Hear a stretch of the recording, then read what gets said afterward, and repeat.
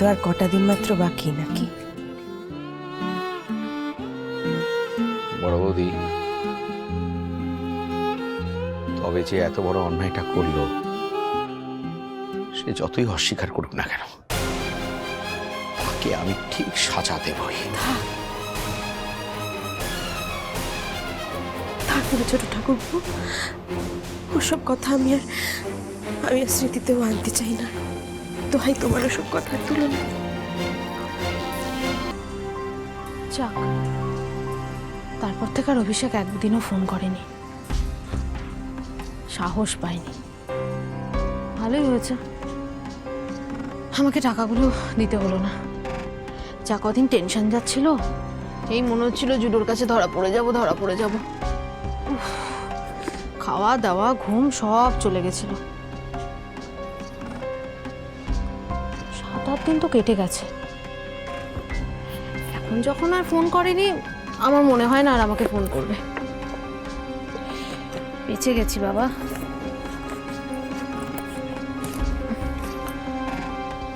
এখন একটাই কাজ, জুডোকে যেভাবেই হোক ম্যানেজ করে নাম্বারটা চেঞ্জ করে নেব। একবার যদি নাম্বারটা চেঞ্জ করে ফেলি, তাহলে কিন্তু আর আমাকেও ধরতেই পারবে না। বাড়ি তো চেনে না। ভীষণ টেনশনে ছিলাম, ভালোই হয়েছে। সত্যি জীবনে কি বড় একটা ভুল করে ফেলেছিলাম।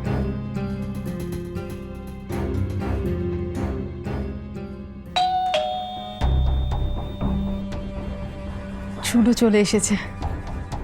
আমি ওকে বলেছিলাম আজকে তাড়াতাড়ি আসতে, ঠিক চলে এসেছে। Good boy.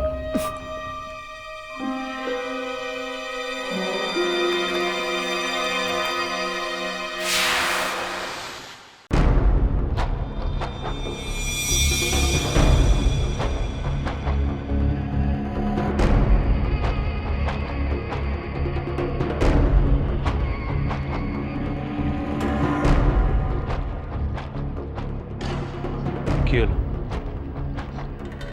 ভেতরে আসতে বলবে না? তুমি কি ভেবেছিলে আসবো না? ফোন না ধরলেই আমাকে কাটিয়ে দেওয়া যাবে? তুমি তুমি আমার বাড়ি চিনলে কি করে?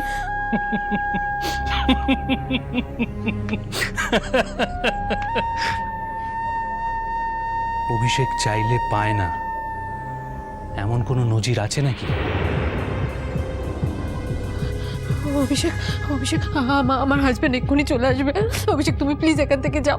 ও যদি এসে তোমাকে দেখে তাহলে তাহলে কি হবে?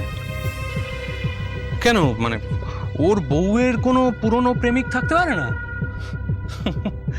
আরে ভয় পেও না, আমি তো প্রথম দিনই ওকে বলতে যাচ্ছি না যে হে ব্রো, আমি তোমার বউয়ের পুরনো প্রেমিক।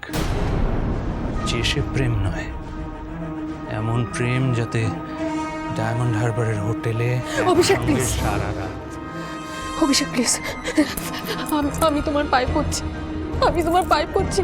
প্লিজ দেখো, আমার সুখের সংসারকে এইভাবে ভেঙে দিও না। আমি তোমার পায়ে পড়ছি। আমি এখন একা নেই অভিষেক। দেখতে পাচ্ছি তুমি এখন আর একা নেই। আর কিছুদিনের মধ্যেই তোমার বাচ্চা কাচ্চা হবে। তোমার কি মনে হয় বলো তো, তুমি স্বামী সন্তান এসব নিয়ে সুখে থেকে যাবে আর আমি রাস্তায় রাস্তায় ফ্যাফা করে ঘুরে বেড়াবো? সেটা তো হতে পারে না, তাই না? কারণ সেদিন যখন এনজয় করেছিলাম, তখন তো আমরা দুজনেই করেছিলাম। প্লিজ প্লিজ, আর একটাও কথা বলবে না অভিষেক। তুমি কি চাও? তুমি টাকা তো তোমাকে তুমি সেদিনকে বলে দিলে। আমি চেষ্টা করব তোমাকে টাকাগুলো দেওয়ার। আর এই মুহূর্তে আমার বাড়িতে এতগুলো টাকা নেই। নো প্রবলেম, আমি কালকে আবার চলে আসবো। না, কি না? তোমাকে আসতে হবে না। আমি নিজে টাকা নিয়ে তোমার কাছে যাব। ঠিক আগের বারের মতো? না না, বিশ্বাস করো, কাল দুপুরের মধ্যে আমি তোমাকে ঠিক টাকাটা দিয়ে দেব। আর যদি না দিতে পারি, তাহলে তাহলে কি? তাহলে তো তুমি আমার বাড়ি চিনেই গেছো, চলে আসবে কালকে, তুমি এখানে চলে আসবে। ওকে,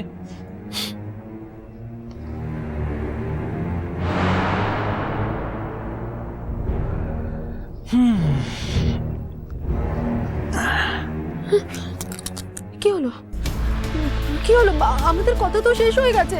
দূর, এত তাড়াতাড়ি কথা শেষ হয় নাকি? কতদিনের সম্পর্ক বলো তো তোমার আমার?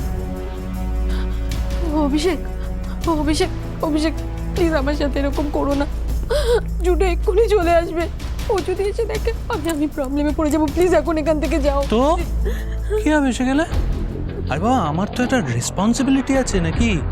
তুমি কোথায় কার হাতে পড়েছো সেটা তো আমায় দেখতে হবে। না না, তোমাকে কিছু দেখতে হবে না অভি, তুমি এখান থেকে চলে যাও প্লিজ। কতদিন পর এই নামটা ধরে ডাকলে? কতদিন?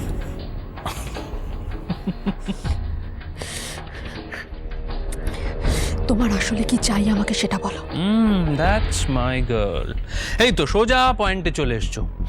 শোনো, আমার তোমার থেকে যেটা দরকার সেটা হলো, না, তোমার শরীরটা আর আমার চাই না। তোমাকে আমার বিজনেসের ব্যাপারে একটু হেল্প করতে হবে। বিজনেসের ব্যাপারে? কি আশ্চর্য, আমি তোমাকে কি হেল্প করব? আর তাছাড়া আমি তো তোমার বিজনেসের ব্যাপারে কিচ্ছু জানি না। আর আমার যে শরীরের অবস্থা, তোমার শরীরের এই অবস্থাটা না আমার ব্যবসার পক্ষে খুব লাভজনক।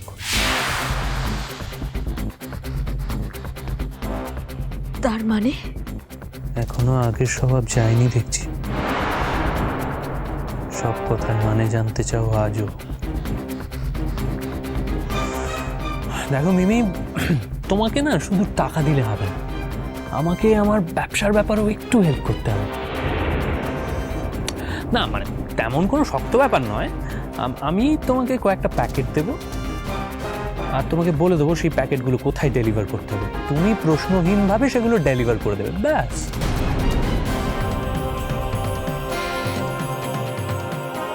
প্যাকেট ডেলিভার মানে আমি তো সেটা অন্য কাউকে দিয়েও? কনফিডেন্সিয়াল ব্যাপার, সেই জন্যই তো তোমার মতো বিশ্বস্ত একজন পুরনো লোককে খুঁজে বের করলাম। শোনো মিমি, তুমি কাল ঠিক 12টার সময় তোমাদের পাড়ার মোড়ে আসবে। ওখানেই আমি তোমাকে ভালো করে বুঝিয়ে দেবো তোমাকে কি কাজ করতে হবে, কখন কোথায় যেতে হবে। শুভ শীঘ্রম, পরশু থেকেই কাজটা আরম্ভ করে দেবে, কেমন? অভি, অভি, আমার যে শরীরের অবস্থা না, জুডো আমাকে বাড়ি থেকে একা ছাড়বে না কোথাও। তোমার বড় তো শিফটিং ডিউটি, সেটা আমি তো ইউটিলাইজ করো। তার মানে? দেখো মিমি, তুমি ইচ্ছে করলে তোমার বরকে জানিয়েও কাজটা করতে পারো, আমার তাতে কোনো প্রবলেম নেই। তুমি বললে তোমার বর তোমাকে ছাড়বে না, সেই জন্যই এই সাজেশনটা দিলাম। অভি, অভি, শোনো না, শোনো না, বলছি কি, প্লিজ দেখো না, আমার সাথে এরকম করো না প্লিজ। দেখো মিমি, তুমি তো খুব ভালো করেই জানো আমি দয়ালু প্রকৃতির ছেলে নই, সে বিষয়ে তোমার তো সন্দেহ থাকার কথা নয়। আমি আমার কাজটা বুঝে নেব ব্যাস। আর যদি সেটা না হয় তাহলে আমি প্রতিহিংসা পরায়ণ হয়ে উঠে তোমার সঙ্গে আমার হোটেলে রাত কাটানো সে সমস্ত অন্তরঙ্গ ছবি যেগুলো আমার মোবাইলে এখনো সেভড আছে সেগুলো একটা একটা করে তোমার।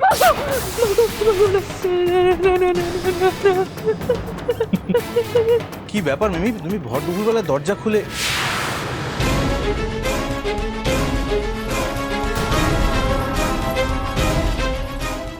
আমি এত কথা জানতে চাই না, এত হিসেব নিকেশ কিচ্ছু বুঝতে চাই না, জাস্ট একটা উত্তর চাই আমি। আবার এই ঘটনাতেও এক্ষেত্রেও তোমার নামটা কি করে উঠে আসলো? অর্গানাইজাররা আমাদের বাড়ির সবাইকে ছেড়ে শুধু তোমার নামটা কেন করলো? উত্তর দাও। আমি কি করে বলবো লাল,